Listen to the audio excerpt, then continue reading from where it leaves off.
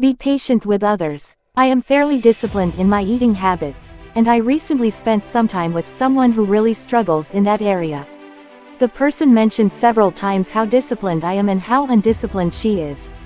Each time she did so, I downplayed my ability to discipline myself by saying, I have areas of weakness also, and you will overcome this as you continue to pray and make an effort.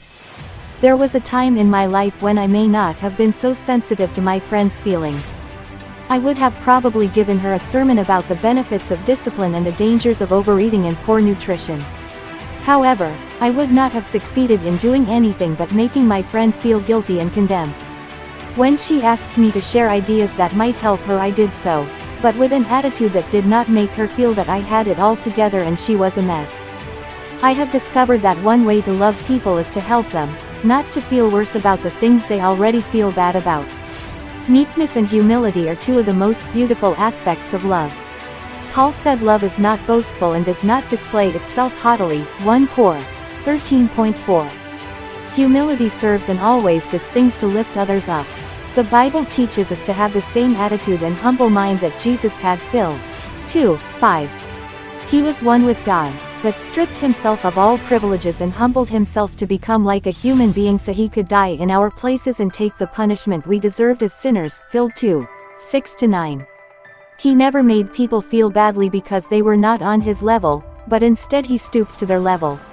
Paul did the same, and we need to follow these biblical examples. Always be aware of your talents God has given you. God has given each of us abilities, and we should use them to benefit one another. Whatever your particular talent is, offer it as a free gift occasionally rather than always wanting or expecting to be paid for it.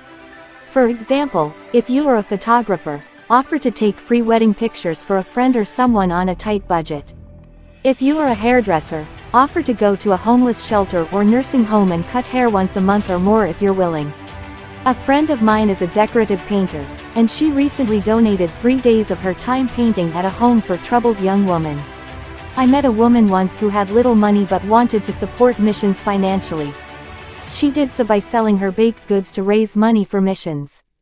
Her story emphasizes the point that if we refuse to do nothing, we will be able to find the something that we can do, and when everyone gets involved it won't be long until the good in our world will overcome evil. To say we can't do anything is just not true. We may make excuses, but excuses are nothing more than a way to deceive ourselves and justify doing nothing. You will come alive like never before if you will aggressively reach out to others. Let's not forget what Jesus said, I give you a new commandment, that you should love one another. Just as I have loved you, so you too should love one another. John 13:34. Without a doubt, this is our purpose and the will of God for our lives.